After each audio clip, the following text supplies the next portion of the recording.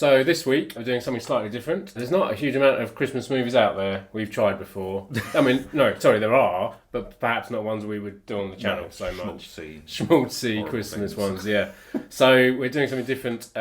Cusack at Christmas. Yes. 2 movies that star John Cusack. In fact, both came out the same year, 1985. So the first one is The Sure Thing, directed by Rob Reiner. And then the second one is Better Off Dead, directed by Savage Steve Holland. So we'll start with The Sure Thing, because that was the one that was released first. Yeah. So they are both set at Christmas, hence why we're doing them. I mean, Christmas doesn't play a huge part, to be honest, but they're both set at Christmas, so for us that's good enough. It's fine. So the first one, is The Sure Thing, which stars John Cusack, as we said, as Walter Gibson, nicknamed Gib, so that's how I'll refer to him from now on, just to make it easier. So he's a high school senior, he thinks himself as a bit of a ladies' man, but he's going through a bit of a dry spell. You know, his friend says, we're going off to college, you'll be fine, they're college girls. But he said, well, they're the same girls that are here. But they're college girls now, so if that makes a difference, I don't know. But unfortunately, when he gets to college in New England, it doesn't seem to make any difference. He still doesn't have much luck with the ladies. Whereas his friend, played by Anthony Edwards, goes off to a university in California, and he's having a whale of a time. They correspond via letter, and he sends him a photo of a girl who says, she's a sure thing, and says, she come back for Christmas break, and, have some fun. Get your end away. Well, I was going to say that, but it's Christmas, so I was going to keep it a bit... Oh, sorry, keep it, yeah. Yeah, so he hitches a ride with a couple who are heading that direction. He gets in the car, and also in there is his classmate, his English classmate, Alison, played by Daphne Zuniga. Unfortunately, he has already tried it on with her and failed. Sort of pretended that he needed tutoring. Well, he did need tutoring, kind of. But he did, yeah. But he wasn't really interested in the tutoring part. Once she realised it was all a ruse, she shot him down.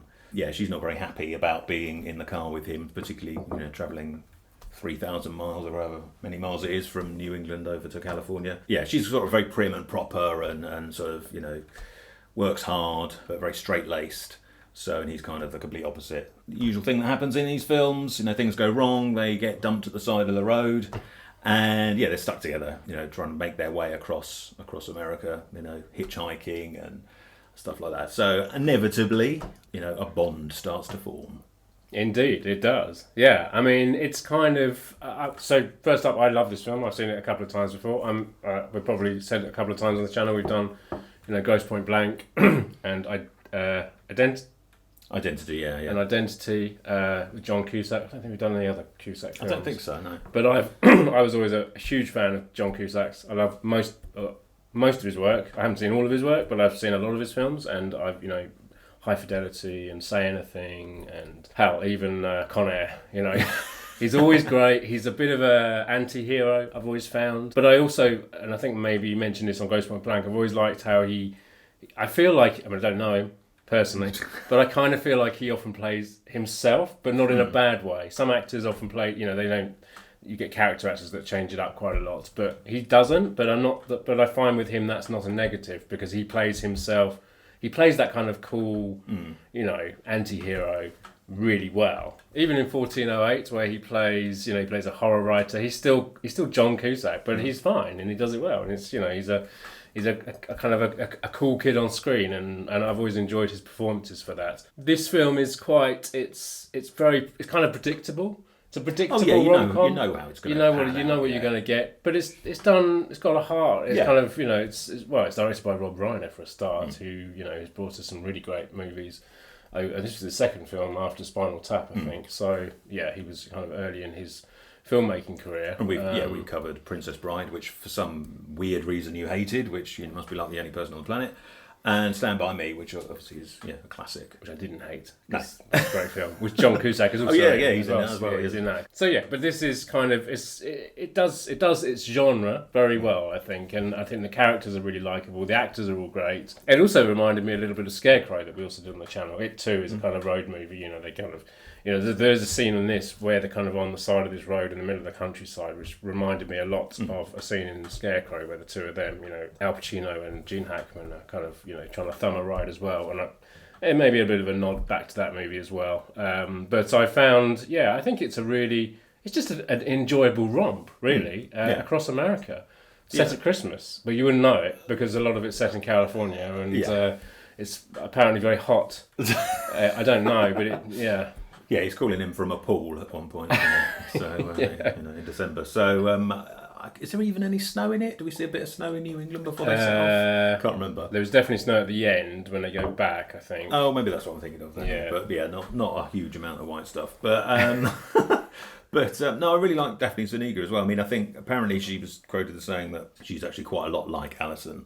Oh, okay. So right. and her performance reminded me a lot of Princess Vesper in Spaceballs. It's very much like that. You know, again, yeah. her sort of arc in that film is quite similar, where she starts off very, sort of prim and proper, and lots of disgusted looks at Lone Star and eye rolling and stuff like that. It's exactly the same as this. So, very similar, yeah. So Alison and Vesper are not a million miles apart, don't and there is a point in this when they're on the roof that she says, when I was a child I wanted to be a princess. Yeah, exactly. So, I did think that. I was like, wow, you were. I wish she was in more stuff, to be honest. I mean, she did a fair amount of films. But yes, I always remember from her Spaceballs, but also The Fly 2, the sequel to The Fly, which isn't as good as the original one, but yeah, it's okay. It's all right. Yeah, she's great here as well, and I mean, it's quite a small. It's, for most of the film, it's just those two together. It's a road movie across America, and it's just them on screen together, and I think they work really well together. But then you've got other Tim Robbins turns up in it in a kind of small cameo. He's when they first decide they kind of hitch a ride, and it's him and his girlfriend. And they like to sing show tunes, and the two in the back aren't bothered with that at all. It's got a really nice setup. It moves along really swiftly. Being a road movie, that I always find that, the best road movies obviously they meet other kind of characters along the way. They don't do a lot of that here, but there's a couple of moments. There is one nice Christmas moment actually where he goes to a bar and he sings some Christmas carols. I think that's the closest you get to Christmas in this film. I don't think there's anything else Christmas related in there. We talk about the sure thing. Does she actually get a name at all in the film? Because she's in the credits, she's just the sure thing. But I don't know. I don't think they ever say her name, do they? So, but she's played by Nicolette Sheridan. I think in the 80s was famous for being in soap operas, and then in the 2000s she was in Desperate Housewives for a few years. But no, she's great in it, and but she doesn't have a whole lot to do apart from strut around in not many clothes. She's a kind of a dream for him for lots of the movie. This is he sort of when he's falling asleep he dreams of what it's going to be like to meet her and be with her, etc. Which made me think at one point, I thought, is she even going to be real, or is she going to be look completely different, or is she going to be horrible or something like that? But she's actually perfectly nice. But he has got the picture. He has seen her picture. He has seen the picture, but then who knows? Maybe he just cut out of a magazine and sent it to him. Who knows? We don't know until we actually meet him. Because we haven't actually seen her on screen apart from in his in his imaginings. I would say it's quite quotable as well, isn't it? Yeah, I think and I think probably a lot of these. I mean, it's it's a teen movie. I mean, there were. Obviously, you think of 80s and you think of teen movies. You go straight. Usually, depending on who you are, you would go to John Hughes because he's the most famous, who really made the teen movie. He kind of started. He didn't start the. I don't know what the official first one would be. I mean, Fast Times at Ridgemont High, possibly. Yeah. Porky's was early 80s, is a little bit earlier as well. I think I was reading somewhere that they kind of this was like the. They thought what Rob Reiner did with the teen movie, because before that you'd had things like Porky's, which were kind of a bit more, there was a lot of nudity in those films. The humour was quite, a little bit toilet humour and a bit over the top. Whereas this brought a kind of a drama and almost a kind of a sweetness to it which doesn't exist. It's a romantic comedy at the end of the day. But it's kind of got there's some drama in there too, and it's not completely over the top like the other ones. And then after that, he'd done 16 Candles before this, which is obviously John Hughes, but he was just supporting cast along with his sister Joan Cusack. Obviously turns up in a lot of his films as well, not this one. Yeah, these are kind of like the early this is 85, although I think it was made in 84. Then obviously Breakfast Club comes along in 80. I know it was 84. So they're all kind of around this time. Ferris Bueller was maybe a year later or so. What's different about this one is obviously the sort of these teen movies usually take place at high school or college, whereas this one there's a bit there, but the bulk of the film, the sort of middle part of it is them on the road. So they're the only two. So you haven't got all these sort of extended college friend characters that are around. But you bring a road movie into it as well, Yeah. which obviously, America, we've spoken about this before, we don't do so well over in this country because, you get into your car and you're there. Whereas in America, it takes days. It doesn't really take days to go anywhere here. No. You can drive from one end to the other end in a day. In maybe a day and a night, but you don't need to stay over in motels that they have dotted around all over America, which makes America the perfect setting for a road movie. Well, you get different seasons almost, because they're going from like cold and wet to hot and sunny. So. Yeah, exactly. So I think that makes it really nice. I think it's a really good fun little film. I think it's kind of on par with Say Anything that he did a few years later. That was obviously directed by Cameron Crowe. Both of those filmmakers are, they're both they're both good filmmakers. And I think that's possibly what helps here. It is made by a good filmmaker. There was a huge amount of teen comedies, romantic comedies, some quite nuts and quite mad, some a bit more straight. But the ones that really stand out are obviously, they've been made by, filmmakers that knew what they were doing and, have kind of gone on to have, really successful careers. I'm not knocking the ones that don't have those filmmakers, because there's some really, really great ones from the 80s, and even now you still get them today. Well, I would say it's like a lot of these genres where it comes around in cycles, isn't it? And there was a resurgence sort of 20 odd years ago when American Pie came out, and then suddenly the cinemas were awash with teen comedies, some of which were good, some of which weren't. Yes, you don't get so many now, do you, actually? No, I expect it's due for a comeback at some point. Yeah, but we'll be way too old to watch them at that point, so... Cool. They're not quite the same sort of vibe these days. Obviously, times have changed, so it's not all about, getting laid or whatever. There's some nice things in there, and I think John Cusack, speak about John Cusack, he holds it perfectly well. I mean, he's only 17 when he did this film. He was very young, and he's just so believable in the role. Yeah, I'll tell you one more thing. As soon as it started, it immediately made me think of Grand Theft Auto Vice City with the font and the sort of the neon colour of the credits. Okay. That's what occurred to me, and the music as well. Yeah. Yes, there is. I think, is it Dance, or is that? There's definitely a couple of songs in the film that are also been on GTA Vice City, films. Yeah, exactly. I mean, it's it's got the kind of classic 80s. Yeah. There's nothing that really stands out in the soundtrack, but there's a lot of songs that you would definitely just recognisable songs from that period. Yeah. Do we have this one? So I picked up the Region 1 DVD off of eBay. There is a Blu-ray as well. It's about to be re-released soon in the States. Was released a few years ago, I guess nearly 10 years ago, for the 30th anniversary, but that one's been out of print for a while. Probably the 40th anniversary in a couple of years. Well, exactly, yeah. So, but this was a lot cheaper and easier to get hold of. So I went for the DVD, which doesn't look amazing, but it was good enough to watch the film. It's got some features and stuff on it. So, but yeah, cool, excellent. So we will move on to the next Cusack at Christmas film, which is Better Off Dead. Yeah, so this time he plays a guy called Lane. He's quite a bit different in this, isn't it? Well, the whole film is quite different, shall we say. He's obsessed with his girlfriend Beth to the point where it's a little bit unhealthy, perhaps. He's got her picture everywhere, and he's even got like hangers that have her head on it. And it's like, it's all a bit strange. But unfortunately, the feeling isn't mutual, and after just a 6-month relationship, she dumps him for the ski team captain Roy Starlin. An interesting name.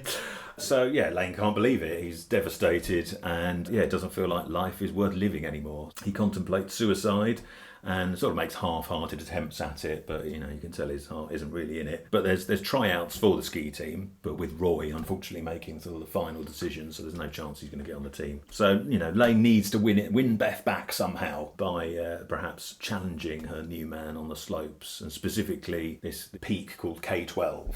Which people have injured themselves seriously trying to ski down because Roy has set the record on it. So Lane is determined to try and win Beth back by besting him. Meanwhile, there's a French exchange student by the name of Monique who is staying at Lane's neighbour's house, who's called Ricky, who is a bit of a lech, a bit overweight, and has a very overbearing mother. So she's not having a particularly good time. She starts to take a bit of a shine to Lane, but he's a bit too focused on winning Beth back to notice at first. Yes, this is very, very it's a lot different to The Sure Thing. It's a lot more zany, a bit more goofball, this film. Whereas The Sure Thing is a bit more, it's a straight-laced comedy at the end of the day. This is this is totally the opposite of that. Bonkers. It's bonkers. It's kind of a zany goofball comedy with kind of, strange, like skit-like scenarios.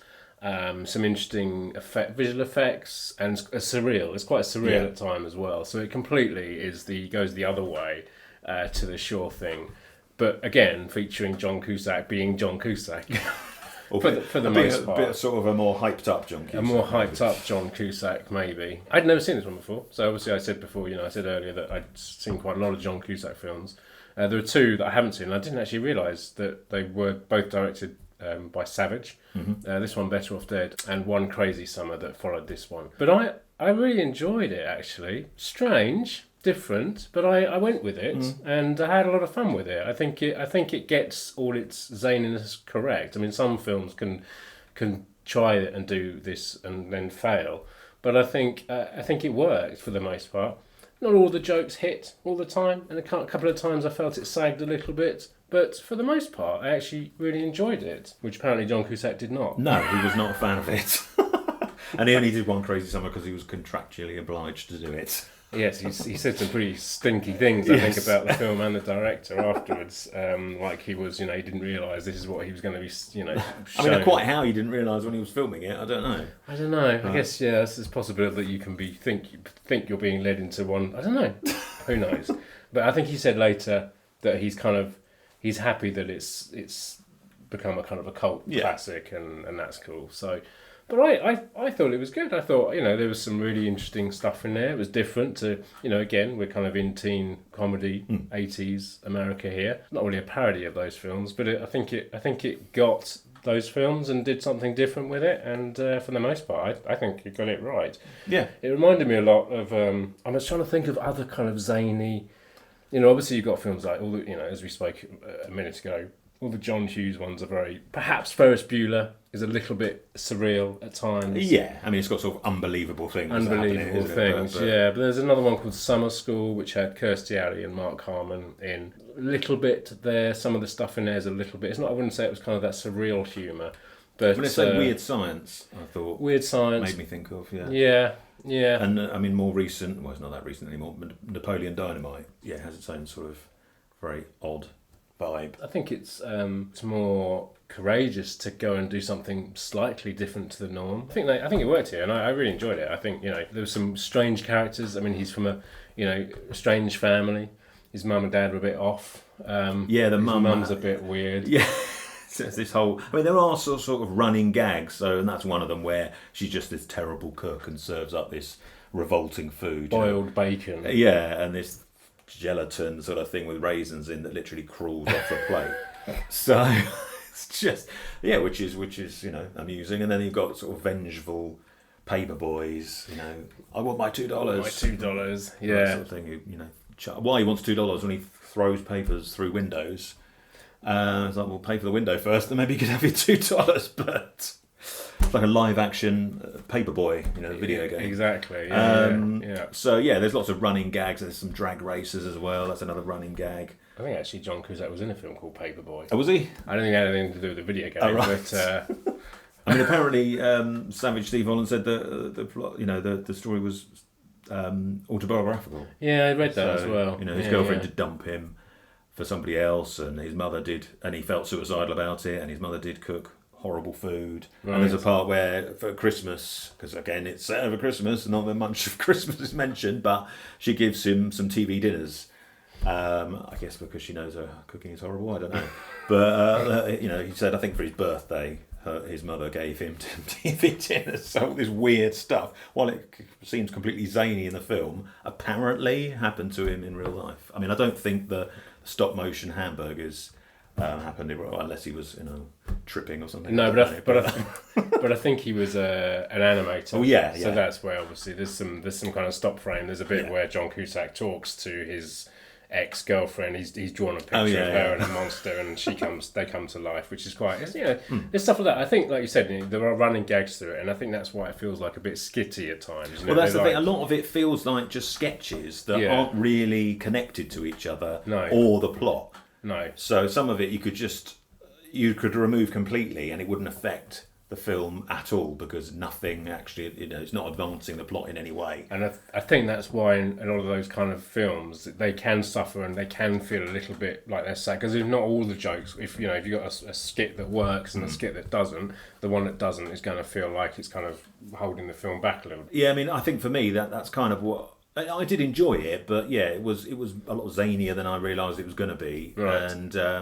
And it took a long time to get where it was going, because it had all these like little things going on that didn't really serve the plot. Yeah. And there's not a lot of plot to begin with, you know. Guy has girl, guy loses girl, guy tries to get girl back. That's about it. So, and there's not really much, you know. He goes up the mountain a couple of times, and then falls down, and you know, it's just sort of it kind of it meanders all over the place. You know, it's just, you know, it's coherent. You know what's going on, but it for me it kind of was a bit all over. You know, it knew what it wanted to do. It wasn't like Johnny Skidmark, so we talked about you know, a couple of weeks ago, where it didn't really know what it wanted to be. This knows exactly what it wants to be and sets out and achieves what it wants to do, to be weird and bizarre and surreal, and it achieves that. But I think at the deficit of the plot, which kind of just takes a back seat to all the weird shenanigans that are going on. That's how I felt anyway. I enjoyed it, and you know, Monique, for example, she doesn't. You know, she's played by Diane Franklin, who you probably recognise from Bill and Ted's Excellent Adventure. She can't speak English, so she basically doesn't say anything for most of the film.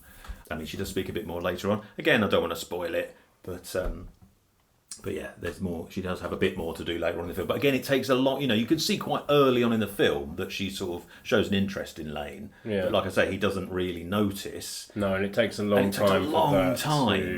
Yeah, and then you've got all this thing with her and the neighbour's son, who she's staying with, which some of that didn't, because, you know, if it's a John Cusack, you want to watch John Cusack because he's the star of the show, and then it cuts over to these people who you don't really know who they are. I think that stuff kind of sagged quite a bit. I mean, obviously it brings Lane and Monique together, but it was a bit. It's a bit too much of those characters. Yeah. I think perhaps, because there's a bit too much of certain things in here. And he's got a best friend who is around quite a bit at the start and shows up again at the end. But there's the whole middle of the film, he's nowhere to be seen. No, which exactly. Again is a bit odd. Yeah. I mean, I suppose that's the same in the Sure Thing, but then that's because he's on the other side of the country. Yeah. Fair enough. Yeah. He is a supporting role. Yeah. Where he's in this, he's there a lot in the beginning of the film, and then he literally, I thought that because I was like, is he going to come back or is he just going to vanish? I mean, he does it. He's quite funny. He's kind of, you know, they know they live in this kind of small town, and you know, he's trying to. Snorting everything. Yeah, he can't get real drugs, so he snorts jelly and snow and all sorts of stuff. Things like that. So, I mean, again, I think that's what, for me, is what works about it, is it's got some... And there's some interesting cameras. There's a really great moment in class. There's only one scene in class, I think, and that whole section is quite funny because he's kind of brought up, John Cusack's character's brought up to the front of the class, and then the camera's like... up from the roof, wide angle, and it makes everything seem really tall. And I think all that stuff, playing around with the visual side of it, I think is where this film shines the most. Yeah, it's got some fun stuff in there. I also, another surreal film around this period was Nightmare on Elm Street, which in fact Beth. Yeah. She is Nancy's... Probably meets a bloody end. She meets a very bloody end in her bedroom. It's the she's the one that sprays everywhere. She kind of... The body goes all over the room. It's horrible. It's really effective. But then also there's a character in this. I think they're at a school party and the guy walks past... Freddy Krueger. Yeah, I saw that walk right behind her. Yeah. Which is quite... Was that intentional? Nod to that, probably, I assume. I think all the visual stuff, the stock frame, the kind of some of the camera angles, that is what I think works here the most. I mean, it's no denying it's fun and wacky and crazy. But if you're looking for sort of, a good solid plot, then yeah, you're not going to get that. You're not going to get that. It's a bit paper thin. You have this one on DVD? I do. Well, I got it on Blu-ray. Yeah, I bought it. Okay. I mean, this is out of print now. Actually, I bought it. Well, I think last time HMV were going to go under, they were selling everything off, and I got it for £3.99. But it's worth quite a bit more than that now because it's out of print. But in the States, I think it's basically exactly the same disc, and it's widely available. So, and obviously, there's been DVDs over the years, but there's no extras, unfortunately. So, no John Cusack commentary. Slagging it off or anything. So.